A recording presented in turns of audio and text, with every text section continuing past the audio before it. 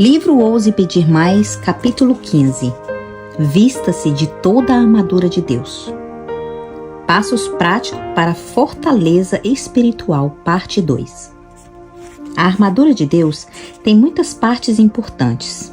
O cinto da verdade, a couraça da justiça, os sapatos do evangelho da paz, o escudo da fé, o capacete da salvação e a espada do Espírito. Embora cada um desses elementos seja profundamente significativo, são tão simples que a maioria das crianças conseguiria colocá-los no lugar correto em um quadro de feltro na escola sabatina. Entretanto, no calor das batalhas espirituais desesperadas por nossa alma, nós adultos muitas vezes deixamos a armadura de Deus para trás. Então nos perguntamos por que somos constantemente vencidos pelo inimigo. As tentações muitas vezes parecem irresistíveis, porque pela negligência da oração, estudo da Bíblia, o que é tentado não pode facilmente lembrar-se das promessas de Deus e enfrentar Satanás com as armas das Escrituras. Vestir-se de toda a armadura. Há uma parte importante da armadura que não mencionamos. Trata-se das chaves mais esquecidas em nossa fortificação espiritual. Não é algo que você veste ou segura nas mãos, pelo menos simbolicamente falando. Em vez disso, é algo que fazemos. É um estado de espírito. Eu a chamo de oração vigilante. Efésios 6,18 declara com simplicidade: com toda a oração e súplica, orando em todo o templo no Espírito, e para isso, vigiando com toda perseverança e súplica por todos os santos. Orar em todo o tempo significa orar sem cessar. Ver 1 Tessalonicenses 5,17, Lucas 18:1. Fala do dever de orar sempre e nunca esmorecer. Mateus 24:41. Dá mais um vislumbre de por que essa peça de armadura é tão significativa. Vigiai e orai para que não entreis em tentação. O espírito, na verdade, está pronto, mas a carne é fraca. Esse é nosso problema. Nosso espírito, de fato, está pronto, mas a carne é terrivelmente fraca. É preciso estar alerta, apostos sempre em sintonia com as orientações do Espírito Santo, prevendo perigos e transigências antes de ocorrerem, para que o inimigo não consiga infiltrar e nos pegar desprevenidos. A inspiração nos diz: ninguém sem oração se encontra livre de perigo durante o dia ou de uma hora que seja. O próprio Cristo, ao enfrentar as maiores provas de sua vida no Getsêmani, pediu aos discípulos que vigiassem e orassem. Mateus 26:41. Eles não conseguiram fazer isso, pois estavam sonolentos demais. A inspiração nos conta: fora por dormir, quando Jesus lhe recomendara vigiar e orar, que Pedro preparara o caminho para o seu grande pecado, negar a Cristo 3 vezes. Todos os discípulos, dormindo na hora crítica, sofreram grande dano. Que danos estamos sofrendo hoje, tanto na esfera pessoal quanto na coletiva, por estarmos ocupados, sonolentos ou preguiçosos demais para separar tempo para vigiar e orar, movendo-se diante de joelhos. Agora que colocamos as nossas armaduras espiritual, escolhemos as armas, promessas específicas da palavra de Deus e nos determinamos a fazer mudanças drásticas em nosso estilo de vida e objetivo. Chegou o momento de orar. Não estou falando do tipo de oração preguiçosa, sem envolver o coração por inteiro. Não. É o tipo de oração que fazemos quando estamos correndo porta fora para chegar a um compromisso ou quando estamos recebendo fogo direto da linha do inimigo. Embora também devemos orar nesses momentos, refiro-me ao tempo em que separamos para oração específica, em atitude de batalha. Lutamos contra um inimigo muito real, que nos ataca de formas reais e específicas. Então precisamos combater de volta de forma muito real e específica. Assim como Jacó lutou ao longo da noite, nós também devemos lutar a noite inteira até raiar o dia. Precisamos nos apegar a Deus dizendo: eu não te deixarei até que me abençoes. Não te deixarei ir até que me des livramentos na área de minha vida. Não se trata de uma oração presunçosa. Não, oramos pelos próprios desejos carnais e egoístas. Oramos pedindo vitória sobre as brechas espirituais de nossa vida. Oramos pedindo fortificação espiritual. Oramos para ter um novo coração e um novo espírito. São essas as vitórias que Deus prometeu nos dar. Se ainda não recebemos vitória, provavelmente é porque não pedimos de verdade por ela, ou não nos mostramos dispostos a nos agarrar em coração com atitude de batalha até a chegada da vitória. Lembre-se, o profeta Daniel orou e jejuou por 21 dias até vir o livramento divino. Daniel 10, 12 e 13. Embora Deus tenha começado a agir no exato momento em que Daniel fez a sua primeira oração, houve poderes das trevas que resistiram ao anjo da libertação. À medida que Daniel perseverou em oração, Satanás foi derrotado. A inspiração nos promete: a fervorosa oração da fé lhe frustrará os maiores esforços de Satanás. É importante sermos fervorosos e perseverantes na oração. Embora frágeis e cheios de defeito, se nos apegarmos com fé, poderemos ter certeza de que Deus nos dará a vitória que procuramos. Ela pode não ocorrer de imediato, mas ela virá. Precisamos nos apegar com fé inquebrantável às promessas de Deus. Precisamos nos agarrar ao Senhor. E não podemos deixá-la ir até que cada tijolo esteja no lugar correto de nosso muro e até todas as fortalezas do inimigo se quebrarem. Se não estamos com vontade de orar, é exatamente nesse instante que temos necessidade especial de fazê-lo. Enquanto prosseguirmos adiante com fé, a vontade virá. E logo a vitória seguirá também. Procure viver em obediência. Devemos continuar a nos afastar de hábitos, de pensamentos, de comportamentos pecaminosos e aprender a viver em obediência na palavra de Deus. Se o coração for renovado pelo Espírito de Deus, a vida dará testemunho disso.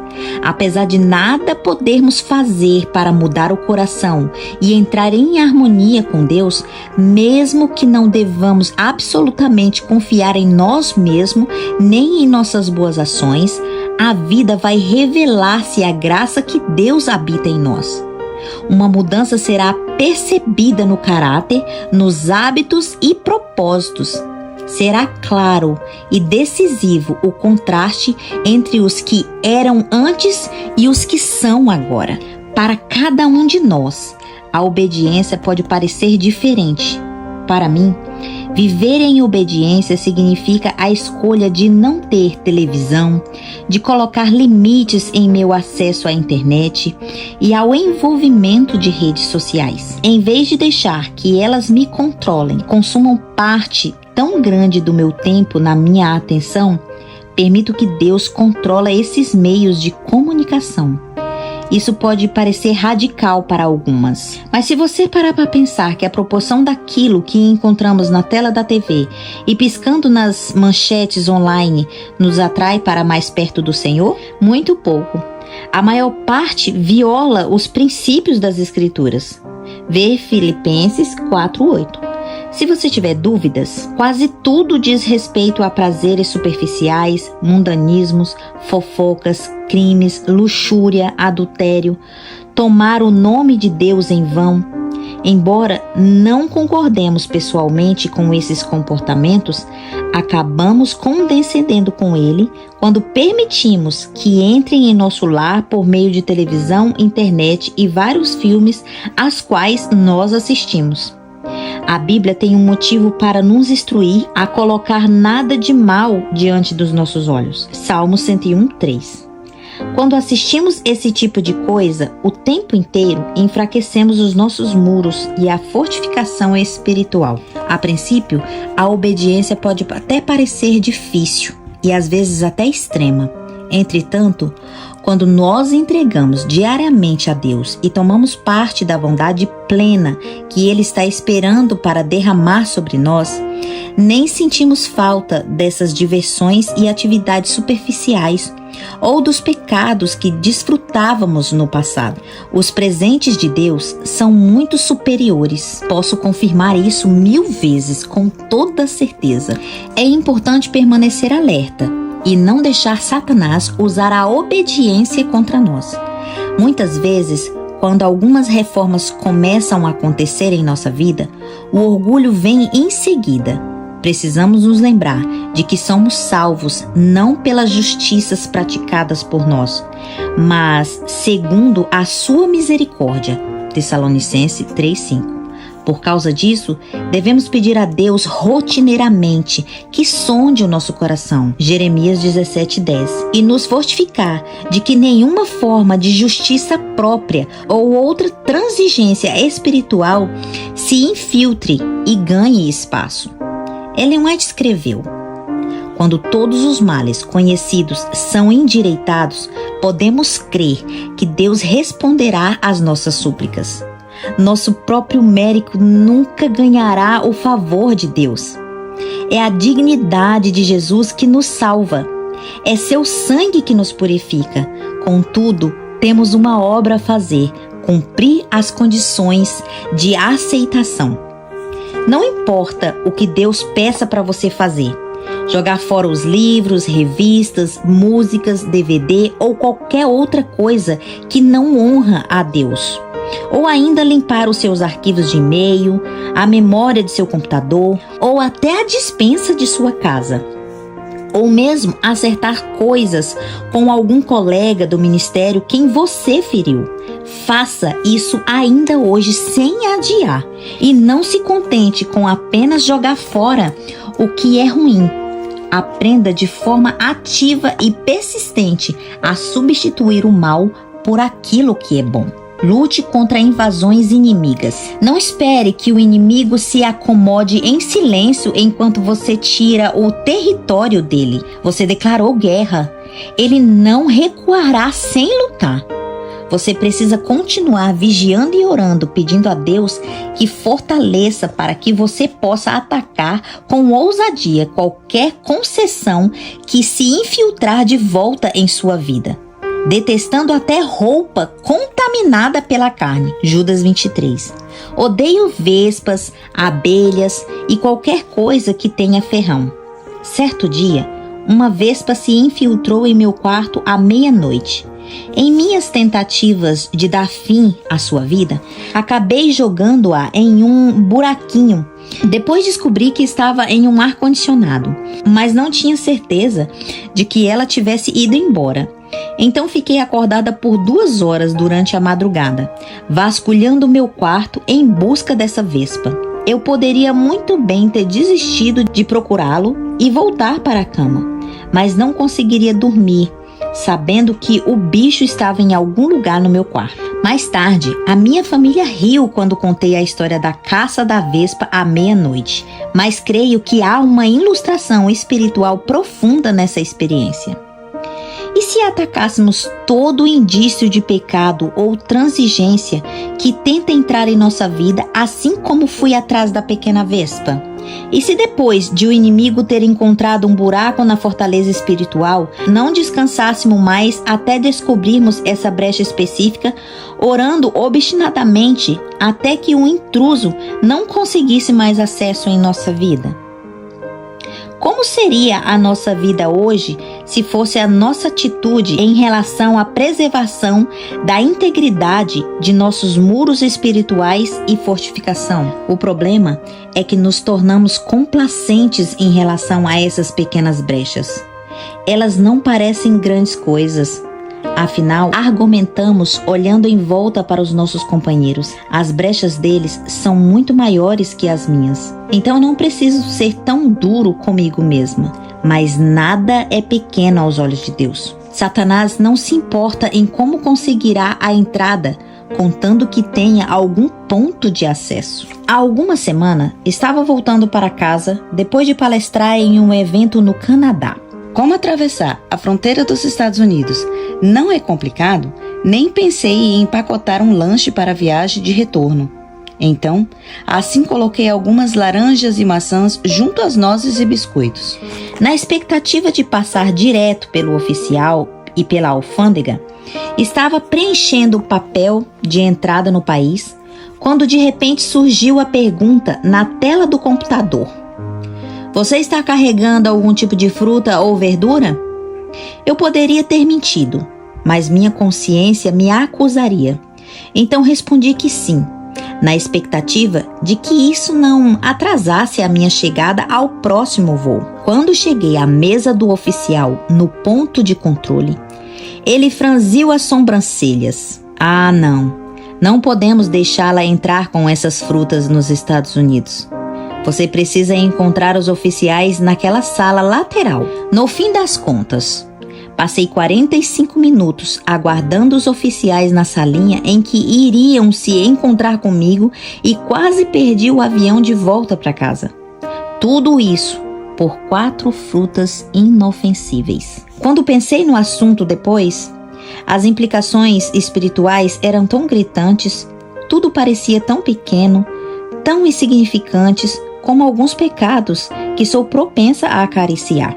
Entretanto, se esses pecados não forem entregues a Deus, pode muito bem nos tirar o céu. Nenhum pecado é considerado pequeno aos olhos de Deus.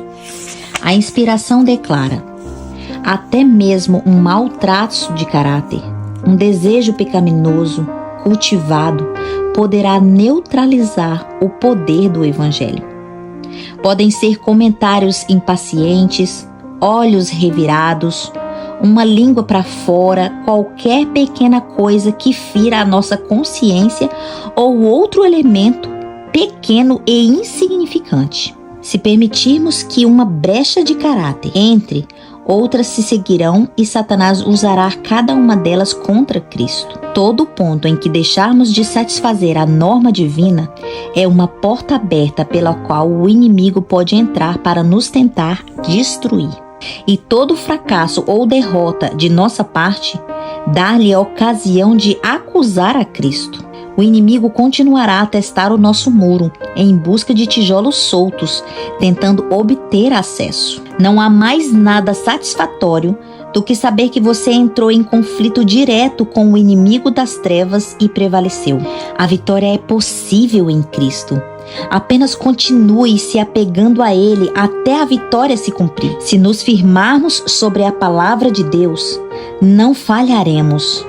Não importa os obstáculos diante de nós, não importa a enormidade das montanhas, nem a aparente insignificância dos detalhes. Sigamos o chamado divino para construir os nossos muros espirituais e nos fortalecer nele. Em Filipenses 1:6, ele prometeu que certamente levará a cabo a obra que começou em nós para a honra e glória dele. Precisamos não apenas nos apegar a Deus, mas ousar permanecer em pé em uma geração na qual muitos estão caindo. Precisamos ter ousadia, não apenas de nos levantarmos totalmente vestidos com a armadura de Deus, mas em pé, ousando pedir mais.